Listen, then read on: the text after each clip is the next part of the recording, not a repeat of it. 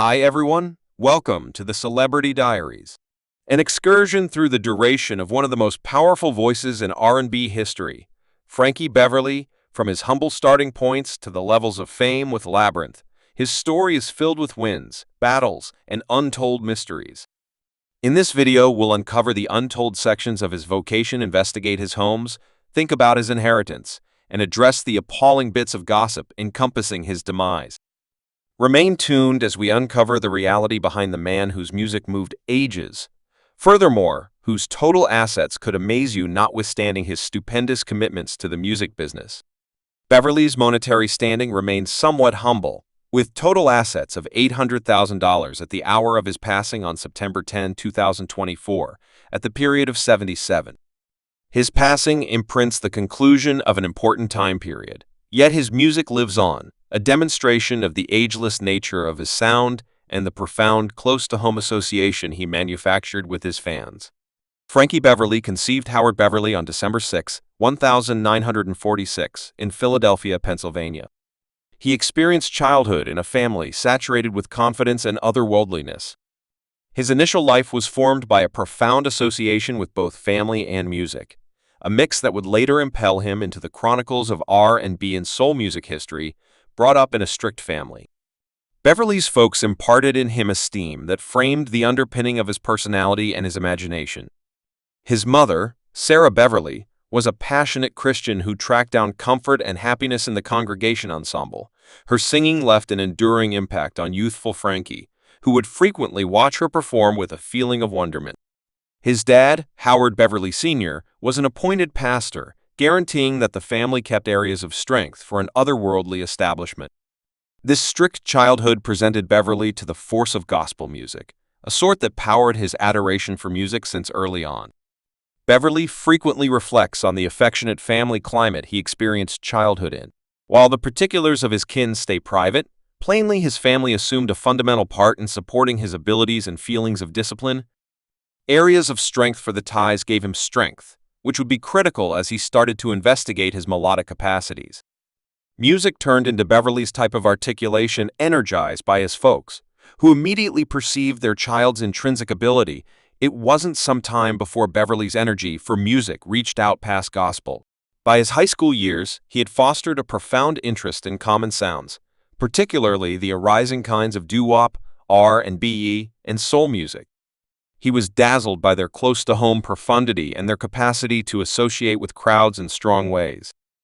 During this period, Frankie Beverly was generally not set in stone to dominate his art. He submerged himself in learning instruments like the piano, and also the guitar. His regular melodic senses were what's more.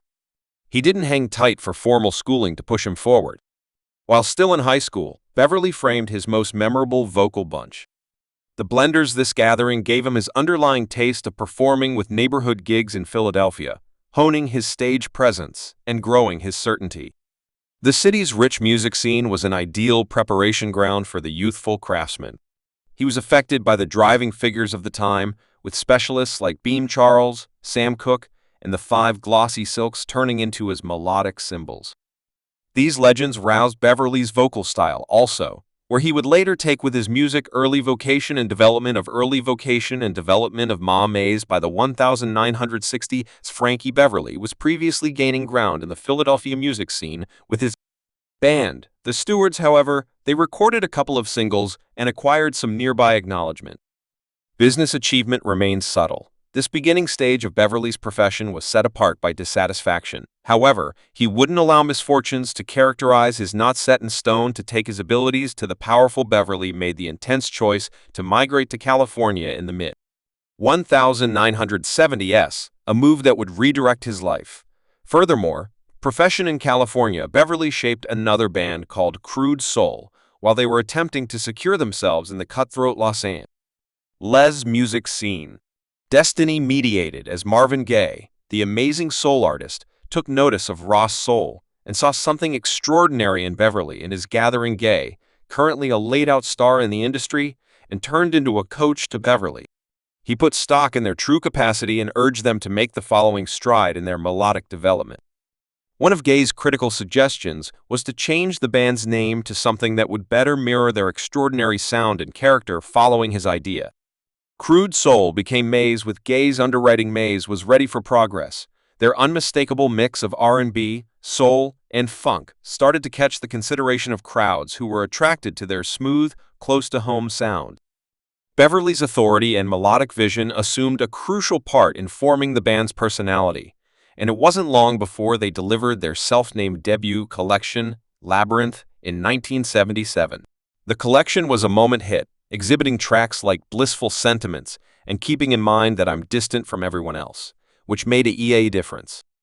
Hardin Mama's position in the R&B scene was what put Meiji aside. It was their capacity to combine melodic classes in a manner that resounded profoundly with audience members.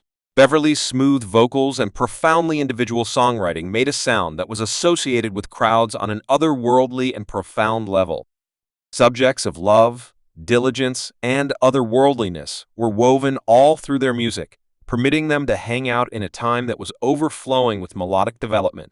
The band's fan base developed quickly, especially inside the African-American local area, where their messages of flexibility and solidarity evoked an emotional response.